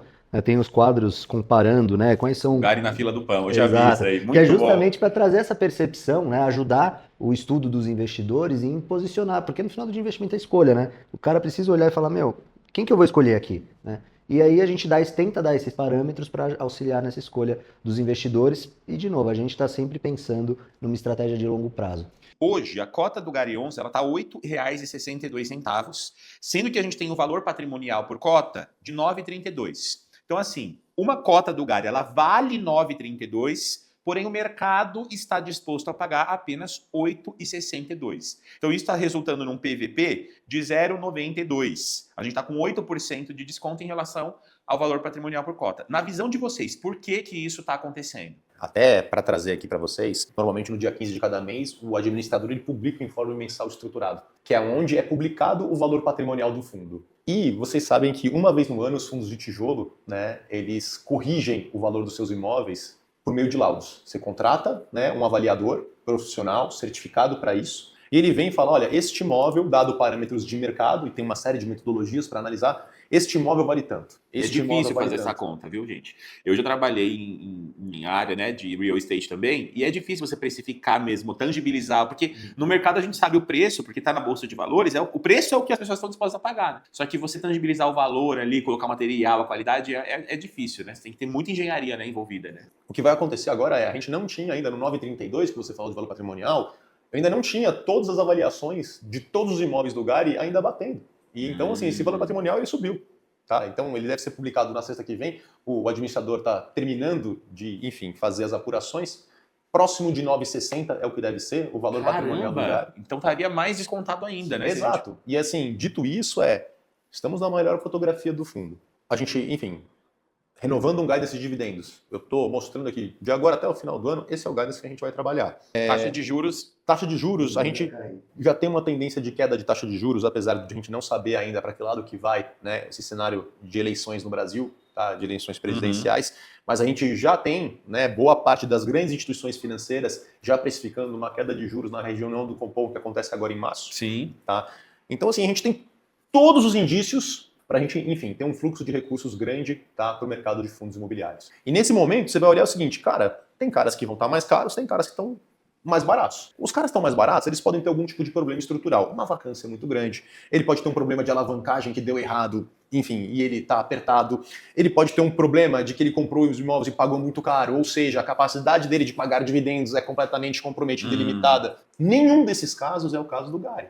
Nenhum. Caramba. Então, quando a gente olha esse preço em tela de 8,62, isso daqui pra gente é uma enorme, enorme oportunidade, principalmente olhando agora, assim, a gente está na véspera do fechamento de curva de juros. Nem que seja um fechamento de curva de juros, assim, a Selic caindo de maneira momentânea até o momento das eleições, não sei. Tá? Mas assim, é uma oportunidade assim, muito óbvia na cara. No último episódio da série que eu invisto o meu dinheiro, eu estava falando isso para as pessoas, que eu observo esse fechamento da curva de juros, essa queda, né, vai trazer dinheiro para o mercado dos FIIs, que ainda não está caro, né? Pelo contrário, ele não está tão barato como a gente via no ano passado, naquela janela que a gente teve também de queda, porém os preços, eles ainda não estão caros. A gente pode ver, o PVP do IFIX mesmo está em 0,99, quando a gente pega a média do PVP, enquanto que a gente vê que historicamente isso pode atingir 1,15, 1,20, né, no momento de o mercado estar mais caro. Então eu também tô aproveitando oportunidades nesse setor. E uma coisa interessante, quando você fala de investimento, às vezes as pessoas têm um erro básico de achar que o investimento bom é aquele que o cara acertou a curva, momento ideal. E muito pelo contrário, o gestor ou investidor, pessoa física mais bem sucedido na estratégia de investimento de longo prazo, não é o cara que fica buscando o momento exato para investir. É o cara que percebe tendência e faz média na tendência. Então, de novo, tendência de sobe e desce, né? Você tem a curva de pico e a curva do vale. Pô, você não precisa acertar o vale. E assim como você não precisa acertar o pico, você tem que percebeu a tendência? Faça uma média, compra aqui, compra aqui, compra aqui. Putz, o vale vai estar aqui, seu preço médio está aqui. Ótimo, você fez um baita preço médio. Quando começar a subir, você também não tenta acertar o pico aqui, porque provavelmente você vai errar e vai perder a vez. Faz uma média. Então, a gente enxerga, olhando o mercado como um todo, talvez seja um bom momento para fazer essa média no mercado de FIIs. Nem vou falar só do Gary. E eu vou aproveitar aqui, até a gente tinha conversado isso no outro bloco e acabou que eu não trouxe essa informação para você. Quando a gente faz as negociações e paga os ativos grandes em cota, tá? O que a gente faz, tá, dentro do contrato, tá, é uma limitação de venda. Porque muita gente utiliza a questão do chamado lock-up, que é, ó, você não pode vender por 6 meses as cotas. Tá? outros gestores já utilizaram essa estratégia. A questão é... É uma represa de Mariana, né? Exato. Uma hora o negócio Uma hora, estoura. quando soltar, sai de uma A vez. gente optou Nossa. desde o princípio por fazer uma outra metodologia. Tá. Então, obviamente, a gente tem uma série de estudos sobre o mercado secundário de gado, né, o que acontece na bolsa, e a gente faz uma trava, tá, em que o detentor das cotas, de um volume grande de cotas, ele não pode ultrapassar um volume diário de vendas, senão ele é multado. E a multa é muito punitiva. Tá? Chega às vezes a 20% do valor do imóvel que ele vendeu. Então, se o Então cara você vendeu não um vai imóvel- ter essa comporta assim, se rompendo, mas ao Exato. mesmo tempo você pode ter essa pressão no valor da cota ao longo do tempo. Agora, o que está causando o valor da cota, a pressão no valor da cota, a gente, estudos institucionais, tá, não são os ingressantes nessa oferta. A gente vê muito acontecendo aqui, foi uma oferta atípica do ponto de vista de prazo, Diego. Ela foi uma oferta que começou em julho, era para ela ter acabado mais ou menos em a virada de agosto para setembro. E o que a gente teve, cara, foi, enfim, alguns problemas, tá? No processo de, enfim, diligência dos ativos, né, de, assim, caminhar para a liquidação, porque comprar um imóvel é um procedimento complexo. Cara, comprar um burocrático. apartamento é super burocrático. Você imagina comprar um imóvel de Nossa. 150 milhões, com 1000 coisas, você tem que ver se tem contaminação ambiental, não tem, e vai para o estudo, e vai para cá, e vai para lá, você tem que ver se o vendedor ele pode te vender, ou se ele está devendo alguma coisa. Enfim, são processos complexos. Para adicionar mais complexidade, a parte do pagamento acontece em cotas. Então, trouxe um processo, camada a mais. uma camada a mais processual, chata para burro, tá? Então, o que aconteceu foi, a gente teve mais ou menos uns 80 milhões de reais, tá, dentro do escopo da oferta, tá, de investidores que entraram no direito de preferência e no montante de sobras e montante adicional, que é aquela etapa de um processo de emissão de cotas, tá, em que o gestor fala assim, ó, estou emitindo novas cotas. Quem tem preferência para comprar essas cotas? Quem já é cotista hoje, tá? Então, quando você faz um processo de emissão de cotas, você precisa respeitar um direito de preferência, tá? E isso dura X dias. Tá? E na sequência, quem exerceu esse direito de preferência, ele tem a prerrogativa de falar assim, olha, eu exerci o direito de preferência que eu tinha, tá? E era proporcional, mas eu quero mais, eu tenho sede de mais, eu gosto muito do fundo, eu quero mais cotas dele. Você tem um segundo momento dessa emissão de cotas que é destinada a quem exerceu o direito de preferência e ainda quer mais. A gente capturou mais ou menos 80 milhões, tá? Nesses dois âmbitos. Só que essa era uma oferta para que ela tivesse já a cota liberada para negociação no mercado secundário, que é um processo natural. Você encerra a oferta, você sobe, tá, na bolsa um formulário de liberação para negociação e só a partir de uma data tal que o investidor que entrou nessa emissão de cotas, ele pode negociar a cota, tá, no mercado secundário. E acabou que a nossa oferta levou 6 meses, cara. A gente começou lá atrás e ela encerrou ela dia 30 de dezembro e a gente teve mais ou menos no dia 20 de janeiro a liberação dessas cotas no mercado secundário. Hoje, quando a gente olha, né, o passivo do fundo, a base de cotistas, a gente vê que esse cotista ficou estressado. Ele ficou 6 meses preso com o dinheiro dele, recebendo dividendo, mas sem poder negociar a cota. E isso gerou uma pressão vendedora desorganizada dentro do fundo. Então, Porque diferente dos institucionais, de quem entrou via pagamento de cotas, você não tem regramento para esse pessoal, né? Esse pessoal, quando tem a cota, ele pode vender o momento que ele quiser, da forma que quiser. o que acontece é, esses institucionais, obviamente, também assim, tem muitos fundos que foram os vendedores de imóvel pra gente. Se esse cara vende com prejuízo, isso fere o dividendo dele na carne dele. Entendeu? Então, além de ter uma trava, esse cara também tem, enfim, ele tem que olhar se ele está vendendo o Gary com prejuízo, está vendendo o Gary com prejuízo, ele está comendo do próprio dividendo, para ele não é bom. Então, a gente tem hoje lá um mapa de todas as forças de venda que acontece, e esse cara que entrou na oferta vendendo ativos e recebendo em cotas, este cara não está sendo causador disso daqui.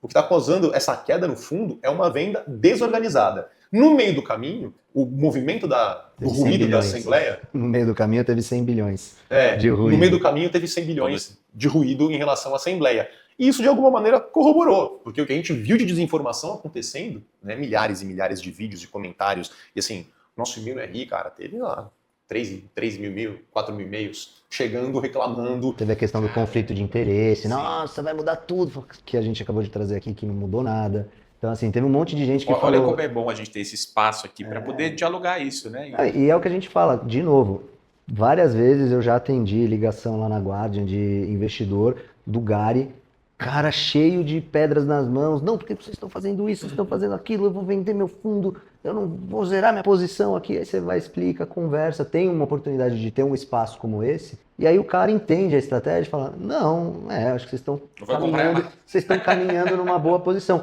E o cara, às vezes, compra mais, ou às vezes o simples fato dele não queimar a posição dele à toa, né? O cara não gera um prejuízo para ele mesmo por emoção. Com certeza. E a gente não deve investir com base em emoção, né? É o que eu falo sempre. Eu nunca coloco ou tiro algo da minha carteira na base do E os susto. educadores não deveriam gerar emoções. Infelizmente, o YouTube, gente, isso aí eu vou falar pra vocês, o YouTube ele funciona dessa forma. Então, a thumbnail que tá exagerada, aquele título de vou vender tudo agora, é o que vai dar visualização. Tanto é que a capa desse vídeo mesmo, provavelmente, né, Pedro? A gente vai ter que fazer alguma coisa aí nessa capa pra ficar mais emocionante essa história. Porque a verdade, nua e crua, o arroz e feijão bem feito é sem graça, geralmente. E isso não, as pessoas não querem. As pessoas querem emoção. Só que aí a gente pega, a gente faz a thumbnail emocionante e volta aqui, ó, vem assistir o que é a coisa certa pra você não fazer besteira com o teu dinheiro. A gente te atrai o peixe aqui com a isca certa, entendeu? Só que depois a gente também vai e fala o que tem que fazer do jeito certo também, com a informação correta. Um dos motivacionais, na época que a gente criou o Gari, fez, né, a transformação Galg para Gari, foi muito pautado nisso também. A gente entendia que a estratégia era boa, a gente entendia que tinha total sinergia, mas o Renda Urbana, ele vem... O galpão logístico é porrada, né? De repente você vende um imóvel de 200 milhões de reais, de 300 milhões de reais, é um negócio de uma vez. Mas num fundo que na época a gente fez pautado em previsibilidade, contrato forte, o relatório era assim, esse mês recebemos o aluguel e não temos vacância. E o dividendo é tanto. Passa o próximo mês, esse mês recebemos o aluguel, não tem vacância e Mas pagamos olha, o os melhores dividendo. investimentos, eles são chatos, gente. É um Exato. investimento bom, é um investimento E chato. aí a gente falou, cara, tá ótimo, mas a gente tá pagando o prejuízo de ter uma estratégia muito interessante, né? De ter uma estratégia previsível. E o Renda Urbana, a gente percebeu que quando a gente colocava ele ali nessa componente, ele trazia de maneira mais fácil e mais dinâmica esse alfa, né? Essa venda com ganho de capital, porque você pode pegar uma lojinha e vender separado para uma pessoa física de uma cidade XYZ e o cara tá feliz com aquela loja. Você, enfim, cria uma dinâmica. Às vezes você pega uma loja que tem potencial de desenvolvimento. Então você cria você coloca um tempero naquela tua É uma receita. questão matemática, porque assim, quantos compradores no Brasil você acha que tem bolso para comprar um galpão de 300 milhões? Assim, uma loja que custa 30 milhões, né? Ainda assim é um ticket grande? Mas você abre o leque, né? Então, quando você está só com galpão, a capacidade que você tem de fazer vendas recorrentes e com lucro é muito mais complexa, tá? Você fica muito refém de macroeconomia, porque os compradores precisam estar líquidos e dispostos a pagar o preço. Numa loja, você pode vender para um incorporador fazer um prédio, você pode vender para um investidor local que passa na frente daquele imóvel todo dia e fala, cara, eu quero ter isso daqui porque isso aqui é tijolo e é uma garantia que eu tenho que vai estar aqui sempre e vai ser meu. Tem uma série de aspectos. E isso corroborou muito com essa questão de você conseguir trazer o investidor e ver que não existe marasmo na gestão do fundo, porque tinha investidor que reclamava que ia nascer dengue dentro da Guardian, porque nada acontecia no Galg, né? Pô, puta, relatório gerencial, abria lá, ali, e falava, você não tem nada. Não tem nada aqui para eu reclamar. Exato. Não tem uma vacância para eu ficar bravo, né? Legal. Fiquei muito feliz com a vinda de vocês. E pra gente encerrar aqui a nossa entrevista, eu queria que vocês dessem a palavra da gestão do Gari para os cotistas que investem aí, que confiam o dinheiro deles na gestão de vocês. O que vocês falariam aí para essa galera? Sim, acho que de novo, agradecendo o espaço, acho que é muito importante a gente poder explicar mais a tese. O Gari e a indústria está se tornando cada vez mais complexa, cada vez mais dinâmica, e isso é bom. Eu sempre falo isso, eu falo, cara, vocês não deveriam estar satisfeitos em pagar a taxa de gestão para um especialista em mercado trabalhar igual o senhor Barriga, ter um imóvel, pegar o aluguel e dar o aluguel para vocês. Isso vocês fazem, né? É fácil você comprar um imóvel e ligar para o inquilino, dia 15 tem um aluguel para cair, você abre a sua conta corrente e vê se caiu ou não. Então, adicionar, lógico, com segurança e coerência como estratégia de investimento, complexidade a essa estrutura, ela é bom, ela faz parte, mostra a profissionalização não só do setor, mas do prestador de serviço que está trabalhando com o teu patrimônio, né? Mas a gente sabe também que essa complexidade vai ficando difícil de acompanhar. Então, de novo, é sempre muito bom ter esse espaço aqui. A gente fica muito feliz em poder explicar um pouquinho melhor e colocar os pingos nos is, falar, cara, as coisas funcionam assim. E, de novo, o nosso foco ele é no longo prazo. Eu não estou aqui para fazer um tiro curto. O Pedro, igual a minha, que a gestão do Gari, ela não é pensando em vamos crescer e amanhã a gente pula desse avião e abre paraquedas. Zero. A minha função aqui ela é criar um ecossistema, criar um portfólio que ele ande por si só, né? Hoje a gente já faz isso e todos os nossos movimentos eles são nessa direção. Cara, eu não quero que a cara do Gari seja o Antônio, seja o Pedro, o motorista do Gari sejam esses dois caras. o Gary ele tem que ser um Tesla que dirige sozinho, né? E é isso que a gente sempre preza em construir. Não, sem dúvida. Também agradecer você, Diego, aí, pelo teu trabalho, cara. Enfim, mais uma vez, a primeira vez que a gente tem a oportunidade de falar ao vivo aqui, mas a gente, em outras oportunidades, eu já tinha tido o prazer de trocar uma ideia contigo e de te contextualizar o que está por trás da nossa cabeça, né, dentro da tese de investimento.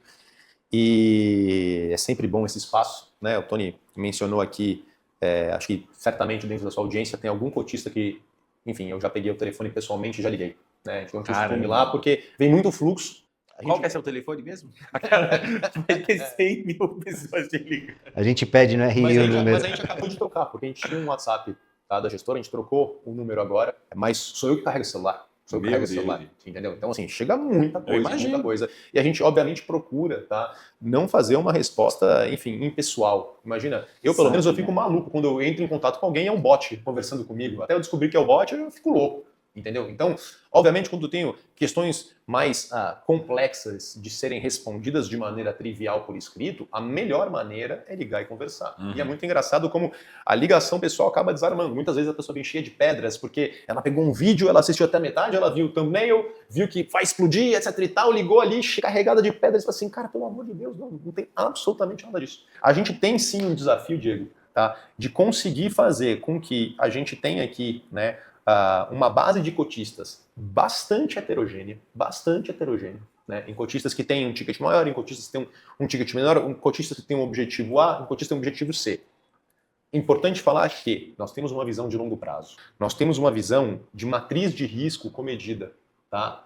Assim, a primeira ordem é risco e retorno, eles caminham juntos. Quanto maior o risco que você tem, você deveria exigir um retorno maior. E a gente está numa proposta de valor como tese de investimento, tentando deixar cada vez mais evidente, tá, de que ela é uma tese de risco comedido, de baixo risco, porque os contratos são super resilientes, os inquilinos, o quadro de inquilino é muito bom, que a localização e a qualidade dos imóveis também é muito boa. Então, a gente faz de tudo para que a percepção de risco do investidor ela caia, para que a gente consiga ser competitivo e trazer cada vez imóveis, né, de maiores qualidades aqui dentro. Então, a gente tem um desafio em contextualizar todo mundo.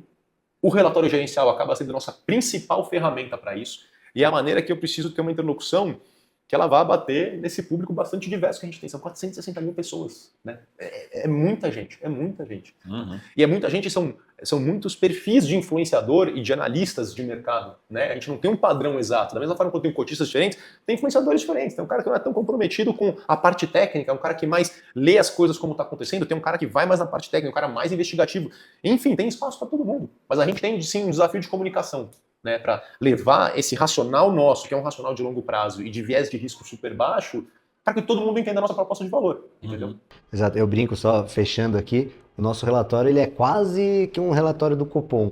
Na medida do possível, do permitido na lei, a gente vai dando todas as dicas, todas as direções para onde o fundo está caminhando. Né? E se você colocar em perspectiva as grandes movimentações que foram feitas no fundo, no relatório, dentro do que a gente podia falar em cada momento, o indício delas estão lá.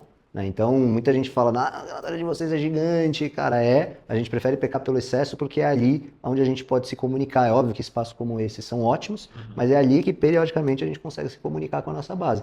Quem tem paciência para ler, vai conseguir entender muito da nossa cabeça ali. Muito obrigado e desculpa o aperto aí no sofá. Eu espero que vocês tenham gostado. O Gary 11 abriu aqui o precedente, uma coisa que não existia, né? Nunca tinha visto uma gestão aqui, mas fica aberto. Se você trabalha na gestão de algum fundo imobiliário, de alguma empresa, né, de algum outro ativo da Bolsa, e você quer ver algum ativo, eu posso tentar ir atrás também. Comenta aí qual ativo você gostaria que eu conversasse com a gestão e trouxesse aqui para sabastinar também e acalmar nossos corações aqui, ou não, né? Dependendo de quem vier.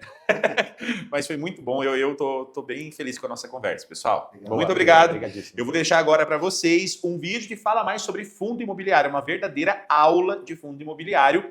E se você ainda não assistiu o nosso mini curso grátis de 3 aulinhas, se você for iniciante, vai lá. Muita coisa aqui, se você ficou boiando, você vai com certeza absoluta aprender. E aí pega lá, vou deixar no primeiro comentário fixado. Aqui tá o vídeo, te vejo no próximo vídeo. Valeu!